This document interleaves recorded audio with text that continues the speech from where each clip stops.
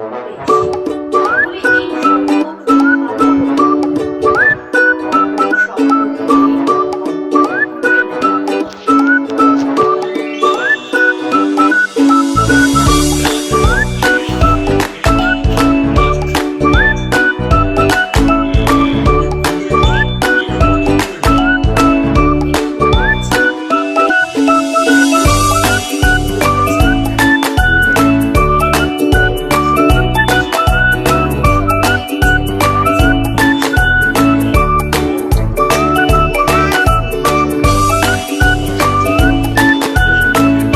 মেয়ের সংসারে বেশ দিন হবে, পড়াশোনায় ঠিক মন দেবে, সুন্দর চরিত্র থেকে লম্বা বাঁচবে। স্বপ্ন তো স্বপ্নই হয়, স্বপ্ন কখনো সত্যি হয় না।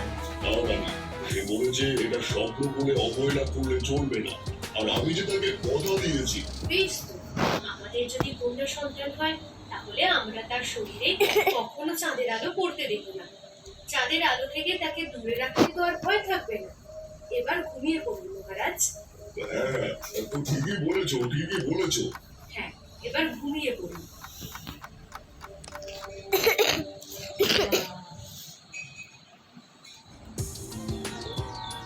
যাবো শুক্রানি এরপর কয়েকদিন কেটে যায়। হঠাৎ ছোট রানী অসুস্থ হইল। রাজপুত্র রানীকে দেখে বলে, ছোট রানী মা হতে চলেছে। এই খবর শুনে রাজা ও রানীরা সবাই অনেক খুশি হয়। বিস্কিট দেবো টোস্ট দেবো বাবা ওটা কি ছোট রানী এক কন্যা সন্তানের জন্ম দেয়, আর তার নাম রাখা হয় পদ্ম। আমি আমার স্বপ্ন তো মা ওদিক যাবে না থাকলাম মহারাজ, এত ভয় পাচ্ছেন কেন? বললে আমরা আমাদের মেয়েকে সবাই মিলে মানুষ করব, তাকে কখনো চাঁদের আলোয় বের হতে দেব না। হ্যাঁ মহারাজ, আপনি এ নিয়ে চিন্তা করবেন না। আমরা সবাই মিলে আমাদের পদ্মাবতীকে বড় করব, তার শরীরে কখনো চাঁদের আলো পড়তে দেব না। তোমরা আমার চিন্তা মুক্ত করলে। আমি রাজকুমারীকে দেখার দায়িত্ব তোমাদের সবার উপর অর্পণ করলাম। তোমরা সবাই মিলে আমার 3 পুত্র আর এক কন্যাকে সমানভাবে ভালোবেসে মানুষ করবে, যাতে এরা বড় হয়ে বুঝতে না পারে কে কার আসল মা। হ্যাঁ হ্যাঁ মহারাজ, আমরা আমাদের সন্তানদের সেভাবেই মানুষ করব। আপনি দেখবেন বড় হলে এরা কেউ বলতেই পারবে না কে কার আসল মা। বেশ, তোমরা তাহলে এদের দেখাশোনা করো। আমি আমার কাজে গেলাম। এরপর 4 রানী মিলে 3 রাজকুমার আর এক রাজকুমারীকে ভালোবেসে মানুষ করতে থাকে। এরপর কেটে যায় দীর্ঘ 18 বছর। এখন 3 রাজকুমার ও রাজকুমারী অনেক বড় হয়ে গেছে। তারা ভাই বোন একে অপরকে প্রাণ দিয়ে ভালোবাসে। তাদের এমন ভালোবাসা দেখে রাজা রানী সবাই খুশি থাকে। সবাই মিলে কি আলোচনা করছো? পিতাজি, আগামীকাল আমাদের একমাত্র বোনের জন্মদিন। এবার আমরা তাকে অনেক দামি কিছু উপহার দিতে চাই। হ্যাঁ পিতাজি, ও আমাদের চোখের মণি। ওর জন্মদিনটা এবারও ধুমধাম করে পালন করা হোক। এবার আমি আমার একমাত্র বোনের জন্য আকাশ থেকে চাঁদ এনে দেব। আমি জানি তোমরা তোমাদের একমাত্র বোনকে অনেক ভালোবাসো, কিন্তু ভুলেও রাজকুমারীর সামনে চাঁদের কথা বলবে না। আমার ভুল হয়েছে পিতাজি। মন খারাপ করছো কেন দাদা? তুমি আমাকে খুশি করার জন্য এই কথা বলেছো, আর সেটা আমরা সবাই বুঝতে পেরেছি। শুধু শুধু মন খারাপ করো না। হ্যাঁ বিজয়, তুমি মন খারাপ করো না। আমি জানি তোমরা সবাই তোমাদের বোনকে অনেক ভালোবাসো। যাও, এবার গিয়ে তোমাদের আদরের বোনের জন্য উপহার খুঁজে বের করো। যাও। হ্যাঁ রে বিজয়, চল। অমলদা, তুমিও চলো। এবার আমরা 3 জন মিলে আমাদের বোনের জন্য অনেক দামি উপহার খুঁজে আনবো।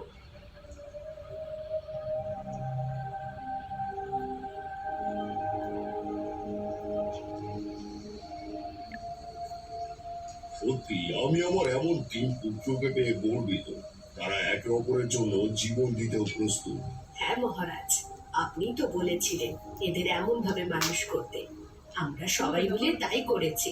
তোমাদের সবার যতই প্রশংসা করি না কেন কম হয়ে যাবে, কারণ তোমরা 4 জন এই মহলে 4 বোন হয়ে আছো। আজ পর্যন্ত কেউ কারো প্রতি কোনো অভিযোগ করোনি। হয়েছে মহারাজ, আর বলতে হবে না। এবার ভিতরে চলুন, বিশ্রাম নেবেন। হ্যাঁ হ্যাঁ, চলো।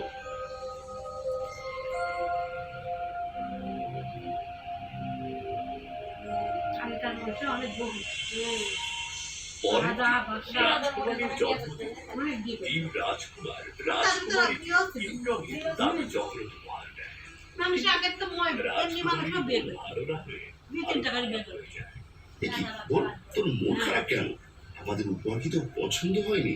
দাদা, তোমরা আমার কাছে সব চাইতে দামি উপহার, কিন্তু এবার আমি ভেবেছিলাম তোমরা আমার মনের কথা বুঝবে।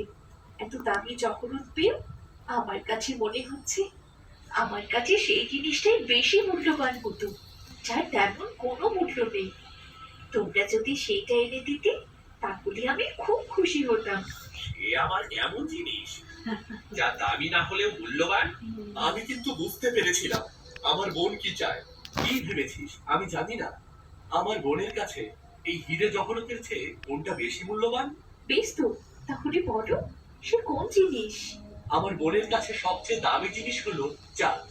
তুই চেয়েছিলি আমরা তিন ভাই মিলে তোর জন্য একটা চাঁদ বানিয়ে আনি, তাই না? হ্যাঁ, কিন্তু তুমি জেনেও আনলে না কেন? হ্যাঁ, তুই জানার পরেও আমাদের বলিসনি কেন? তাহলে কি আমাদের বোনের এমন মুখ না মুখ দেখতে হতো? বল। আসলে পিতাজি রাগান্বিত হবে বলে আমি তোমাদের কিছু বলিনি। পিতাজি অনুমতি দিলে এর পরের জন্মদিনে তোর জন্য অনেক বড় চাঁদ বানিয়ে আনবো রে। ঠিক আছে, আমি অনুমতি দিলাম।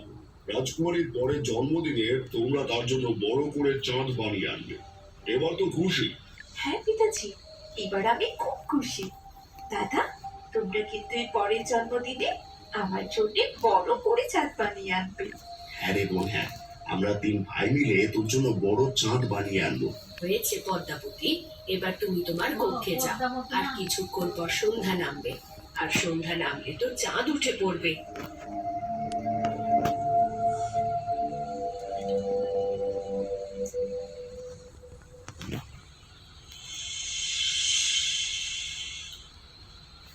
সেদিন রাতের বেলা রাজকুমারী তার পক্ষে শুয়েছিল, কিন্তু কিছুতেই তার ঘুম আসছিল না।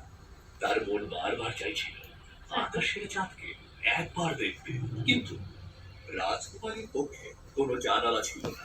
ছিল সামান্য একটি ছিদ্র, যা দিয়ে বাইরের পরিষ্কার অক্সিজেন ভেতরে আসতো।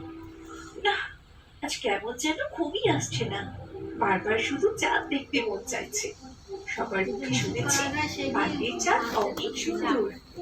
না, যতই সুন্দর হোক না কেন, সেটা আমার জন্য বিপজ্জনক হতে পারে। বাইরের চাঁদ কিছুতেই দেখা যাবে না।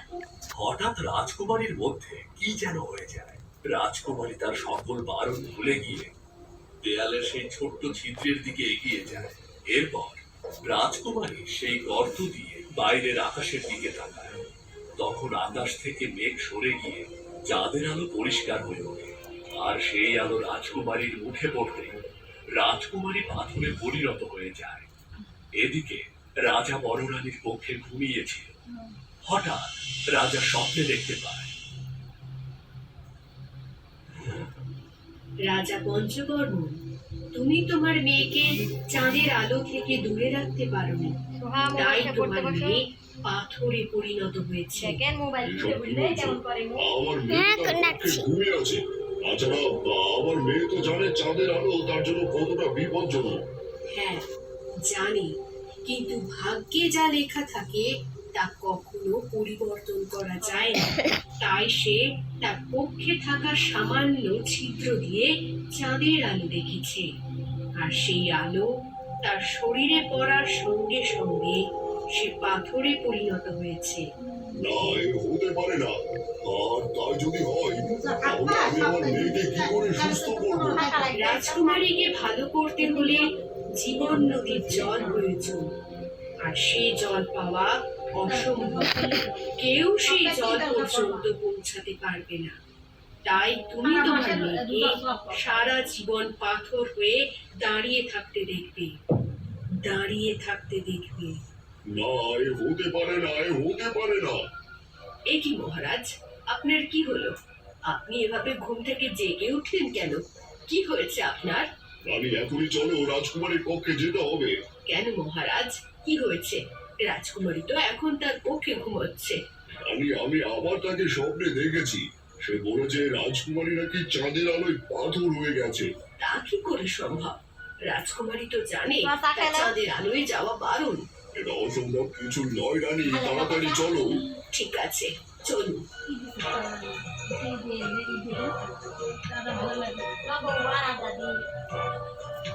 পদ্মাবতী, পদ্মাবতী, ওঠো পদ্মাবতী, ওঠো পদ্মাবতী। এ কি মহারাজ, রাজকুমারী তো আপনার ডাকে সাড়া দিচ্ছে না। না না না না না, নিশ্চয়ই কোনো না কোনো বিপদ হয়েছে। তুমি যাও, তাড়াতাড়ি সবাইকে ডাকো, যাও।